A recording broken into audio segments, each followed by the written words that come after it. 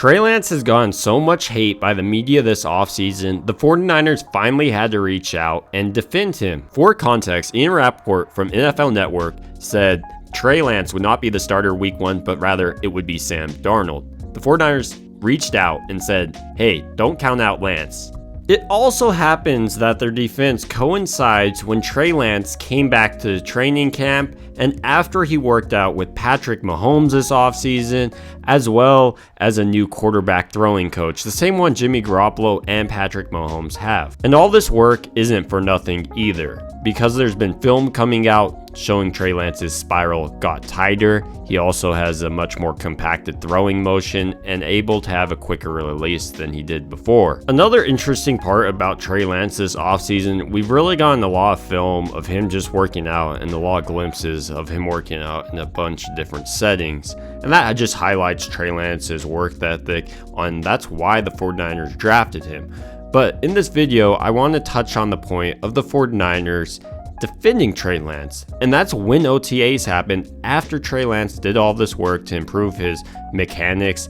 And I wonder if Trey Lance showed up to the OTAs and his spiral was tighter, maybe he's more accurate with the ball now, he doesn't have those consistency issues, because Trey Lance always had flashes of greatness, and all he really needed to do was make his throwing motion a little bit more consistent, which can be expected because Trey Lance only threw 318 passes in college, and the 49ers knew that. Jed York, the owner of the 49ers, even said it was feasible that Trey Lance could sit 2 years, which he essentially did because of his injury, even though that wasn't planned. But prior to that injury, Kyle Shanahan has said multiple times that he thought Trey Lance was going to take off and do great things, much like Brock Purdy did in the offense. So was it that Trey Lance just never got the opportunity last season and he was ready?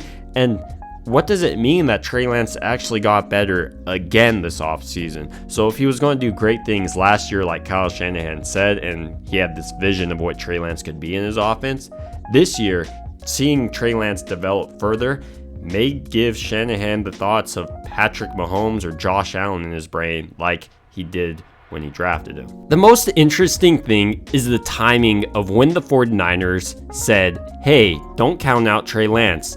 It wasn't initially when Ian Rappaport made the report weeks ago that Sam Darnold could be the starter, but rather when the 49ers saw Trey Lance at OTAs. To me, this signifies the 49ers are much more pleased with Lance than they initially thought they would be. I know a lot of people don't like Trey Lance and are already counting him out, but for me, I think he's going to shock a ton of people and maybe even light the world on fire a little bit if he starts out this season.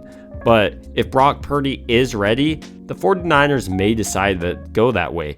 But either way, the 49ers usually need at least 2 quarterbacks to finish the season under Shanahan. And while I'm not at OTAs, I will say something about Trey Lance. I have been impressed by all the videos that he has released. Everything on his videos looks much more compacted and refined. His spiral is also much tighter, and I think that he's going to take a big jump in year 3. I also think last year in year 2, he would have surprised people by how well he did, especially after he got a couple games under his belt. But ultimately, those are just my thoughts on Trey Lance and the San Francisco 49ers OTA situation and them going ahead and defending Trey Lance, not initially, but after they saw him in person. They were probably shocked in my opinion, but that's just my opinion. I'd love to hear yours down below. It would also mean a ton if you liked and subscribed